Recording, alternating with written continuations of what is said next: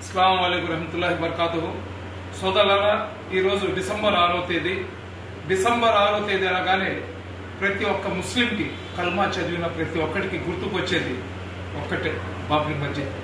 బాబ్రీ మస్జిద్ను కొంతమంది రాజకీయ ప్రయోజనాల కోసం హిందూ ముస్లింల మధ్య గొడవలు పెట్టి బాబ్రీ మస్జిద్ని షహీద్ చేసేసినారు.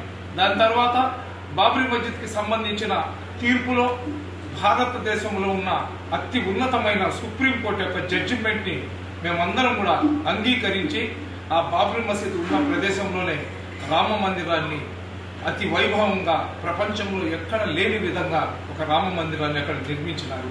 మా హిందూ సోదరుల మనోభావాలు దెబ్బతినకూడదు, మా హిందూ సోదరులు రామ్ అల్లా పేరు మీద హిందూ ముస్లింలు కొట్టుకోకూడదనే ఒక ముఖ్య ఉద్దేశంతో ఆ రోజు మా ముస్లిం ఆలింలు, ముస్లిం పెద్దలు, ముస్లిం పర్సనల్ బోర్డు అందరూ కూడా ఏదైతే సుప్రీంకోర్టు యొక్క తీర్పు వస్తుందో దాన్ని మేమందరం కూడా శిరస్సు వంచి అంగీకరిస్తామని చెప్పినాము. అదేవిధంగా బాబ్రీ మసీద్ ఉన్న చోట్ల ఒక వైభవమైన రామ మందిరం నిర్మించినారు.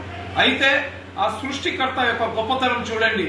ప్రళయం వచ్చేదాకా ముస్లింల గుండెల్లో నుంచి బాబ్రీ మసీద్ ని ఎవ్వరూ తొలగించలేరు.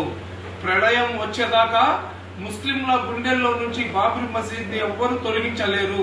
అదేవిధంగా ఎక్కడైతే వైభవంగా ఏర్పాటు చేసిన రామ మందిరం ఉందో అక్కడికి వచ్చిన ప్రతి ఒక్కరు కూడా ఇక్కడ రామ మందిరం కట్టే ముందర బాబ్రీ మసీద్ ఉండింది కాదా, బాబ్రీ మసీద్ ఇక్కడ ఉండింది కాదా అని చెప్పి అడిగే పరిస్థితి ఈ రోజు ప్రపంచంలో ఉందంటే నిజంగా పైవాడికి మేమందరం కూడా ధన్యవాదాలు తెలియజేసుకోవాలా.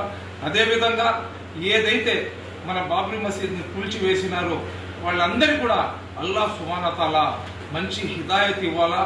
వాళ్లకు వాళ్ళ బిడ్డలకు ఎప్పుడు కూడా మతోన్మాదుల్లాగా జీవించకుండా అందరినీ కలిసి మెలిసి అందరితో సమానంగా కుల మతాలకు అతీతంగా సర్వమత సమానత్వం కోసం పాటుపడే విధంగా అల్లా భగవంతుడి యొక్క ఆశీస్సులు ఎవరైతే బాబ్రీ మసీద్ ని కూల్చగొట్టారో వాళ్లకు వాళ్ళ బిడ్డలకు కల్పించాలని కోరుకుంటున్నా. అస్సలాము అలైకుం. జై హింద్.